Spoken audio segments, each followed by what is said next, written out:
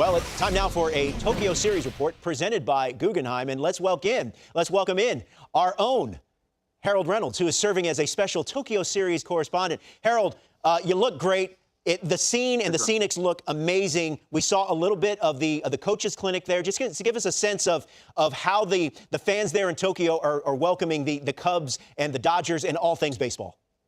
Man, there's so many things to take in. First, I'll start with Jeremy Guthrie. And Ruck, you get a kick out of this. We're playing catch about 15 feet apart, and he throws the first ball about 100. And I'm like, what are you doing? I'm trying to show them how to release the ball. I'm like, you got to be kidding me. Then I go, hey, Jason, you're up, man. You catch him. It was crazy. But the people here, absolutely some of the nicest people in the world. The city is so clean. The streets are clean everywhere. But the ballpark, I went to the exhibition game the other day where the Dodgers were playing one of the Japanese teams. And every time Ohtani came to the plate, he got these huge ovations. But here's the kicker, Robert. Every time the pitcher would get ready to deliver the pitch, it would go silent. They were they all sat there and they were watching every moment of it, like in silence. It was the weirdest thing. And then he'd foul a ball off there. Woo! I mean, it was like incredible. The fans consume the game differently than we do, right, Harold? Oh, no doubt about it. And then they have these chants. You see it a lot in the WBC, but that is an every game occurrence here in Japan. And they're just students. You know, even at the clinic, they ask incredible questions, deep knowledge questions. So they're so advanced in baseball here. That's why we're producing such great players coming out of Japan to play in America. You mentioned, we were talking to you briefly right before we came on. You mentioned you went over there in 1988 as far as like an MLB All-Star outreach kind of a thing. What has changed? Have you seen like a lot of change and growth in the game in Japan?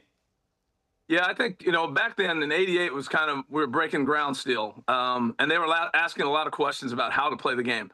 The biggest difference is now a lot of the Japanese players are teaching how to play the game. So that was a Major League All-Star tour. We had, I don't know how many, 25 Major Leaguers come over and play. We played 10 games.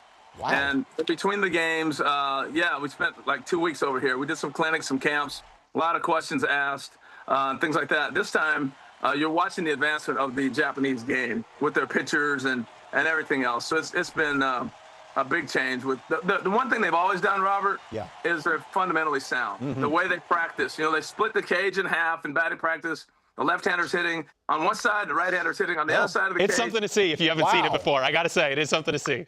That's so crazy. They've been doing that forever. But the one thing that stood out more than anything, guys, is they were so advanced in technology. Even in '88, I remember being in the dugout, and they had the video screen inside the dugout to watch the bullpen warm up. Never had seen that. And now it's commonplace in America, but they're so advanced. And last thing, I'll throw it back to you on this, and then you guys can ask me something else. But I was watching the game on TV a little bit, and they have this one camera shot that they do. It looks like a video game. I know what you're talking about. Have you seen that? Yeah. I think what it is the TrackMan technology, and then they overlay it, so to speak, the video, and it looks incredible. It looks incredible. It's unbelievable, and it's instant. Something like that, we'd probably go back and treat it a little bit. They drop it right in the game instantly. It's incredible. Hey, Harold, we saw you talking with Mookie Betts yesterday. You could tell he's still recovering from his illness. He's obviously not going to play in the Tokyo Series, but he is with the team. Just what your sense has been of Mookie and how much this illness has taken a toll on him. Yeah, the video that was shot the other day when he was taking ground balls. I was watching him work out, and we'd planned that interview ahead of time, and Mookie kept his commitment, which is so Mookie Betts. But at that time, I didn't know he was as sick as he was. I'm like, oh, you getting ready for the game? He's like, man, I lost 15 pounds. That's a lot. And he hadn't been out on the field in probably 3 or 4 days, and it was just the first time he's moving through it. So he's got to get himself healthy again, put some weight back on, get back in shape. He was hoping he'd make it for tonight's game, but I think you probably won't see him until they go to L.A. in about a week or so. But he said, hey, it's just a virus that's gone through, and he's doing fine now. Harold, I got to ask you at least one, true baseball question about this series. You're our insider on the ground over there. What have you noticed over there? You see the Dodgers, they made all these offseason moves, and they obviously seem to have gotten a lot better. And the Cubs, though, they've made some offseason additions. They seem to be in a better place as well. What have you noticed about these two clubs? Yeah, I think the one thing that stands out immediately is how athletic both clubs are.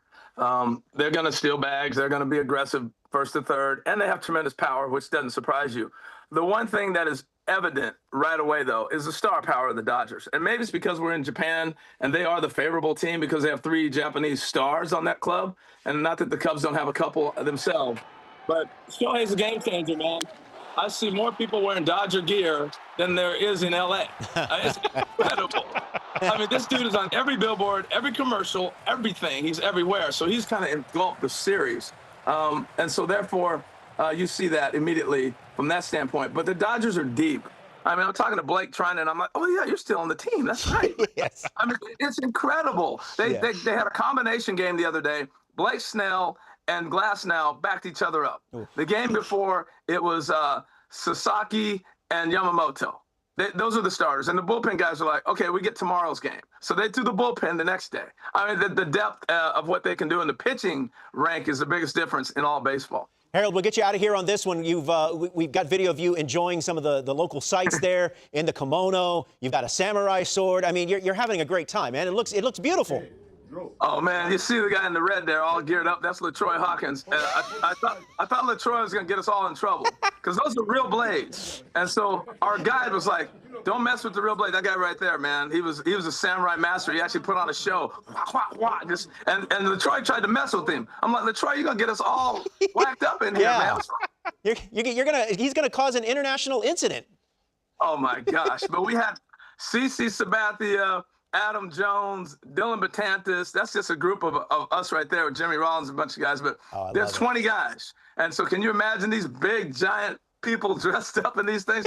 We couldn't get on our knees. You're supposed to be that's a tea room you're in. And I'm on my knees there, but man, it was hurting. And we're just not used to that. But it was amazing. The custom, the time, the fun, the people, it's been great. And now it's game time. So looking forward to the games. Hey, well, Harold, we appreciate the time. Enjoy your stay. Enjoy the 2 games. And safe travels back, my man. All right, guys. Thanks for having me on. Appreciate it. All right. It was a split squad day for the Blue Jays. They were another portion of the Blue Jays taking on the New York Yankees, and this, I think, is a sign of things to come. I think 2025 is going to be a big year for Bo Bichette. I've done a few shows so far in spring training. I've seen him hit several home runs already. He looks like he's locked in. Looking like his dad, Dante, with the bat drop there. I love it. That was sexy. Trent Grisham, second consecutive game with a homer for him, his 4th of the spring. Yankees cut the lead to 4-3. Don't forget about me. Yorbit Vivas.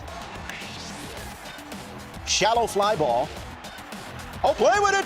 Bo Bichette, nice catch there. Blue Jays go on to win 6-5. Let's go to Twitter for this tweet here. Some injury updates on the New York Yankees from Aaron Boone. DJ LeMahieu is, quote, moving the needle and progressing from his calf injury he's been hitting. Jake Cousins is throwing at 90 feet. Clark Schmidt's bullpen went well. Remember, he was supposed to start today. That got scratched. Giancarlo is doing more, but wouldn't specify what exactly. Of course, he's dealing with the 2 injured elbows. So, level of concern on the New York Yankees in light of everything that we know. Garrett Cole out for the season. Heel is going to miss significant time. Giancarlo, we don't know about. Level of concern for the Yankees right now. My concern's pretty high, and it's not really around all of the injuries. But to me, when this team was really built around a starting rotation, that's what I saw coming into the season. That was going to be their biggest strength. I know they're still not a bad offensive team. They're a good offensive team. I know they have some arms out there in the bullpen that we saw come through in the playoffs, and they made a couple acquisitions in the offseason. But to me, that is the biggest and the starkest difference. When you were looking 6 deep and feeling like, okay, even our 6th man, Marcus Stroman, has done some really good things in Major League Baseball. And now I still love Max Fried at the top, but you don't know what you're going to get out of Carlos Rodon. You don't know when Clark Schmidt is truly going to be healthy. And if your 5 is a mix of Cookie Carrasco or Will Warren and others, I start to question where they're going to go as the season progresses, and there are more injuries that pile up. I will say, to kind of put in the Yankees plus column, Max Fried, that's a huge signing now. Unbelievable. Carlos Rodon made huge strides last year. He's going to be their opening day starter. Devin Williams has got to help in the back end of the bullpen. And Cody Bellinger and Paul Goldschmidt have looked pretty good offensively so far this spring. The reason I say there's a level of concern is because coming into the season, I thought, at least coming into spring training, I should say, it was really kind of World Series or bust again. I thought this team had everything. And now that ceiling has definitely come down. And I'm just not sure they've got what it takes to get to where they thought they were going to get to. Yeah, less room for error. Definitely. Almost no room for error at this point. That's a good point. Or injury. Paul Goldschmidt did have to leave today's game with a back injury, but they don't seem to be too concerned about it. So hopefully he's going to be okay.